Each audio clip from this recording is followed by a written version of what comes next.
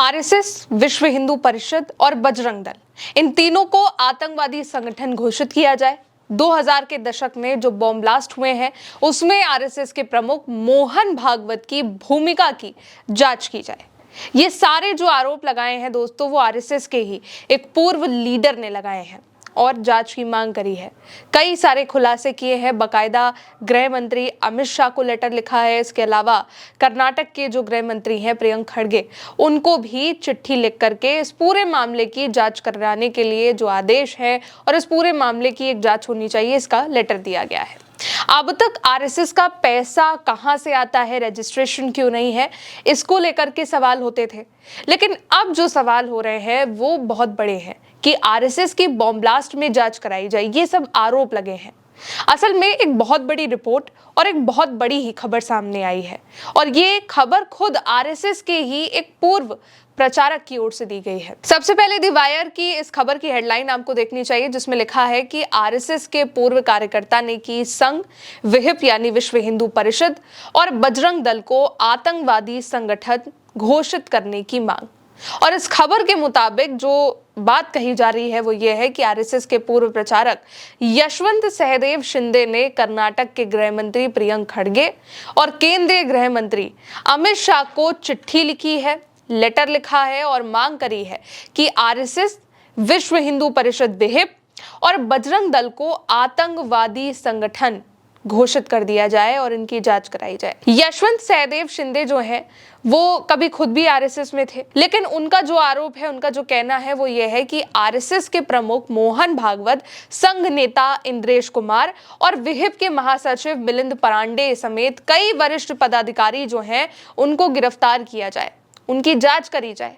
क्योंकि सहदेव शिंदे ने इन पर 2000 के दशक में देश के अलग अलग हिस्सों में जहां कहीं पर भी बम धमाके हुए हैं, ब्लास्ट हुए हैं, उससे जुड़े होने का आरोप लगाया है। अगस्त की शुरुआत में इस लेटर को उन्होंने भेजा है, लेकिन ये पहला मौका भी नहीं है। इससे पहले भी वो आरएसएस पर बॉम्ब ब्लास्ट के आरोप लगा चुके हैं। इन मामलों की अदालत में और जांच एजेंसियों द्वारा जो है कार्रवाई होती है, जांच की गई, लेकिन फिर आखिर में जो आरोपी थे, जो नामजद किए गए थे, उनको बरी कर दिया गया। अब शुरू से समझते हैं। असल में दोस्तों, यशवंत सहदेव शिंदे, जिन्होंने आरएसएस, विश्व हिंदू परिषद और बजरंग दल को आतंकवादी संगठन घोषित करने की ये जो मांग करी है, वो साल 1990 से लगभग 25 साल तक आरएसएस से जुड़े रहे हैं। उनका ये कहना है, उनका ये आरोप है कि आरएसएस से उनका संबंध तब खत्म हुआ जब कथित तौर पर उनको बम बनाने की ट्रेनिंग देने वाली टीम में शामिल होने के लिए कहा गया। अगस्त 2022 में महाराष्ट्र के नांदेड़ में सीबीआई की एक विशेष अदालत के सामने एक हल्फनामा दिया था, जिसमें शिंदे ने इस बात का दावा भी किया था पहली बार कि उनको ऐसी बैठकों में हिस्सा उन्होंने लिया था जिसमें आरएसएस और विश्व हिंदू परिषद के जो सदस्य थे, उन्होंने देश भर में सिलसिलेवार जितने भी बम धमाके हुए थे उसकी कथित प्लानिंग करी थी ताकि बीजेपी को राजनीतिक फायदा मिले। आरोप लगाया कि 2003 में साल को जब पुणे के पास सिंहगढ़ तालाठी इलाके में बम बनाने की ट्रेनिंग का जो शिविर था वो चला और इसमें मिलिंद परांडे, जो अभी की बात करें तो जो विहिप महासचिव हैं विश्व हिंदू परिषद के, वो इसके मुख्य आयोजक थे। लगभग 20 लोगों को बम बनाने की ट्रेनिंग दी गई, ये कहा गया।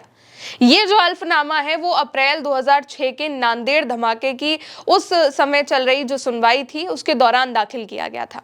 तब आरएसएस कार्यकर्ता लक्ष्मण राज कोंडवार के घर पर धमाके में उनके जो बेटे हैं नरेश और एक और व्यक्ति था हिमांशु पानसे, उनकी जान गई थी। हिमांशु पानसे के बारे में ये बताया गया था कि वो विहिप से जुड़ा हुआ था, यानी विश्व हिंदू परिषद से जुड़ा हुआ था। सीबीआई ने इसे बम तैयार करने की एक प्लानिंग भी बताया था कि बम तैयार करने के वक्त ये धमाका हो सकता है और आशंका जताई थी कि इसका जो उद्देश्य था वो औरंगाबाद की एक मस्जिद को निशाना बनाना हो सकता था। तब सहदेव शिंदे ने इस मामले में गवाह बनाए जाने की एक मांग भी करी थी। तब ट्रायल कोर्ट में जो जज थे उन्होंने इसके लिए विचार भी किया था, लेकिन फिर बाद में जज का ट्रांसफर हो गया और जो नए जज थे उन्होंने शिंदे के गवाह बनाए जाने की जो अर्जी थी उसको खारिज कर दिया था। 4 जनवरी 2025 को नांदेड़ की एक कोर्ट ने मामले में जितने लोग जो बचे थे उन सारे 9 आरोपियों को फिर बरी भी कर दिया। शिंदे ने यह भी दावा किया था कि उन्हें पाकिस्तान में खुफिया जो ऑपरेशंस होते थे और भारत में ऐसे बम धमाकों के लिए ट्रेनिंग दिया गया था जिसको बाद में मुसलमानों के सर मढ़ा जा सके, ये उनके आरोप थे। उनका आरोप था कि उनके साथ ट्रेनिंग लेने वाले कुछ जो लोग थे उन्होंने साल 2003 से साल 2004 में जालना, पूर्णा और परभड़ी में मस्जिदों में बम धमाके भी किए थे। ये भी बड़े आरोप हैं। हालांकि सीबीआई की शुरुआती जांच में जो दावे हैं उनका समर्थन करने के लिए मजबूत सबूत होने का दावा किया गया था कि इसके लिए प्रॉपर सबूत हो, लेकिन जब ये मामले अदालत के सामने आते हैं तो जो मौजूदा आरोपी हैं वो बरी हो गए। अब सबसे बड़ी बात यह है कि अब तक आरएसएस ने और ना ही विश्व हिंदू परिषद ने किसी ने इसको लेकर के कोई जवाब, कोई स्टेटमेंट और ना ही इन आरोपों पर कोई बयान दिया है, ना खारिज किया है। हाल के महीनों में कर्नाटक के जो गृह मंत्री हैं प्रियंक खड़गे, उन्होंने भी आरएसएस को लेकर के सवाल उठाए हैं। उन्होंने मोहन भागवत को लिखे खुले लेटर में आरएसएस की कानूनी जो स्थिति है, वित्तीय स्थिति है, संगठनात्मक ढांचा है और जितना टैक्स से जुड़ी जानकारी है उसको पब्लिकली करने की मांग करी थी कि आखिर पैसा कहां से आ रहा है और पैसा क्या टैक्स देते हैं। लेकिन उस पर मोहन भागवत की ओर से कोई जवाब नहीं दिया गया।